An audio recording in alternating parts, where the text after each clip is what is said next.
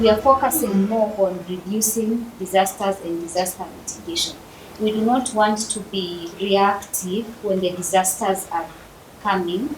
We want to rather be proactive.